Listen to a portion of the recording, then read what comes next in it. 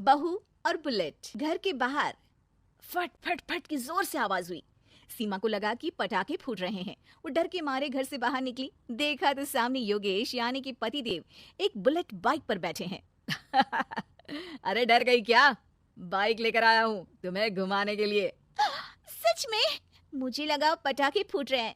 अरे पटाखे भी फूटेंगे और मिठाई भी बटेगी। माँ को तो बुलाओ। माँ भी बाहर आ जाती है। अरे योगेश बेटा, इतनी जल्दी आ गया? और ये गाड़ी किसकी है? साहब की है? हाँ माँ, तुम्हारा बेटा साहब से कम है क्या? मेरी है।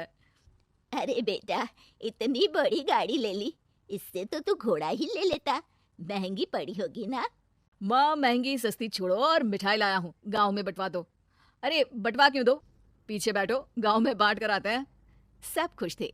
योगेश गांव के बाहर एक कोयले की खादान में मजदूरी करता था। मेहनत और अकल से उसने वहां ठेकेदारी का काम सीख लिया और सूझबूझ से ठीक ठाक पैसा बनाने लगा। गांव में बात फैल गई कि योगेश के घर धमाका गाड़ी आई है। ऐसी गाड़ी पहले कभी किसी ने गांव में तो देखी नहीं थी। योगेश और माँ गाड़ी से वापस घर आ जाते हैं। बेटा, बाबूजी ऊपर से देख रहे होंगे और आशीर्वाद भी दे रहे होंगे तुझे। वो होते तो उनको भी घुमाता माँ। पूरे गांव में नाच नाच के मिठाई बांटने जाते। जैसे मैंने नाच नाच के बांटी थी जब वो अपने लिए एक साइकिल लेकर आए थे। बस बस, बाबूजी दो बात भी सुनाते कि फटफट वाली फटफटी ले आया। सीमा आगे कहती है, अपने लिए तो ये गाड़ी ले आए और मेरे लिए? अरे ये गाड़ी तुम्हारे लिए ही तो है। पक्का मेरे लिए है? अरे पक्का तुम्हारे लिए है।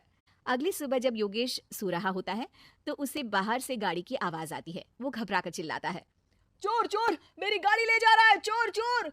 माँ भी जागती है और योगेश के साथ दरवाजे की तरफ भागती है। जैसे ही दोनों बाहर निकलते हैं तो देखते हैं कि सीमा गाड़ी चला रही है। अरे बहू, नाक कटवाओगी क्या? ये क्या कर रही हो? अरे गिर जाओगी, ये क्या कर रही हो तुम? सीमा गाड़ी को रोक कर कहती है, सारे गांव में घुमा लाई, कहीं नहीं गिरी। क्या? सारे गांव में घुमा लाई? अरे लोग क्या कहेंगे बहू? सोचा क्या एक बार? यही कहेंगे कि कितनी अच्छी गाड़ी है। बाबूजी के पास पुरानी स्कूटर थी, सीख ली। फिर स्कूल में एक मास्टर जी भी ऐसी ही गाड़ी लेकर आते थे, उन्होंने सिखा दी। हाँ, स्कूल के मास्टर आजकल यही सब तो सिखा रहे हैं। पढ़ाई का कुछ सिखाते तो कुछ भला होता। अरे बहू, अब गाड़ी मत चलाना। हमारे परिवार में कभी किसी औरत ने पीछे से आगे की सीट पे आने की हिम्मत नहीं की है। तुम भी मत करना, समझी? जी समझ गई माँ जी। सीमा सास की बात सुनकर चुपचाप रसोई में जाकर उदास होकर खाना पकाने लगी है। सास सुबह सुबह मंदिर से पूजा करके लौट रही होती है। तभी उसे दो औरतें रोक लेती हैं और कहती हैं, अरे बहू को थोड़े अच्छे लक्षण भी सिखा दो। गाड़ी चलाने निकली थी, गांव की मर्यादा का कोई ख्याल नहीं है। वही तो। अरे पैसे आने लगे हैं तो क्या मतलब कि किसी रीति रिवाज को नहीं मानोगे? अरे समाज में रहना है तो समाज के ढंग से ही रहना पड़ता है। अरे लाज भी नहीं आई बहू को? चूल्हे चौके से निकलकर सीधे गाड़ी लेकर चौराहे चबूतरे नाप लिए, फट फट फट करते हुए।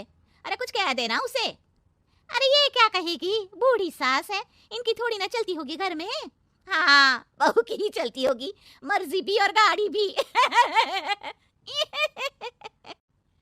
सास सब सुनकर घर आती है और बहू को चिल्ला के बुलाती है, अरे नाक कटवा दी सबके सामने गाड़ी चलाकर। औरत जात गाड़ी नहीं चलाती। शहरों में तो 4 पहियों वाली गाड़ी भी चलाती हैं और हेलीकॉप्टर, हवाई जहाज भी। शहर में थोड़ी ना रहती हो मैडम साहिबा। आज के बाद गाड़ी से ही नहीं, यूं भी निकलना बंद तुम्हारा घर से।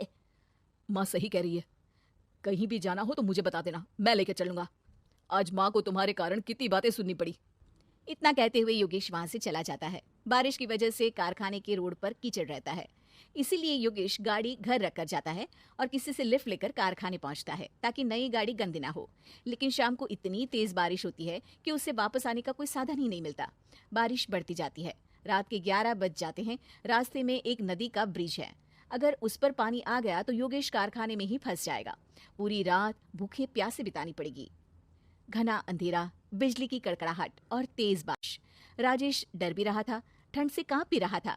तभी उसे रोड से आती हुई एक रोशनी दिखती है। वो देखता है कि उसके सामने एक बाइक आकर खड़ी हुई है।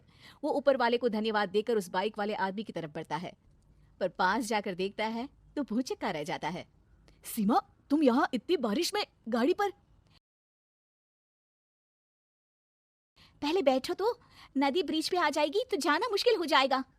योगेश गाड़ी के पीछे बैठता है। सीमा गाड़ी चला रही है। मैंने तो तुमको पहचाना ही नहीं। गाड़ी की आवाज तो पहचानी होगी ना। अरे पर मुझे नहीं पता था कि तुम आओगी। अच्छा किया कि तुम आ गई। माँ नहीं आने दे रही थी, पर हमेशा पति पत्नी की रक्षा थोड़ी ना करेगा, पत्नी को भी तो करनी चाहिए। योगेश को सुबह अपने किए पर पछतावा होता है। उसकी आंख में आंसू आ गए जो बारिश की बूंदों में बह गए थे।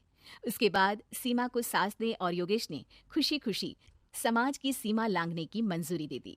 अब वो जहां भी जाती फट फट फट गाड़ी पे ही जाती।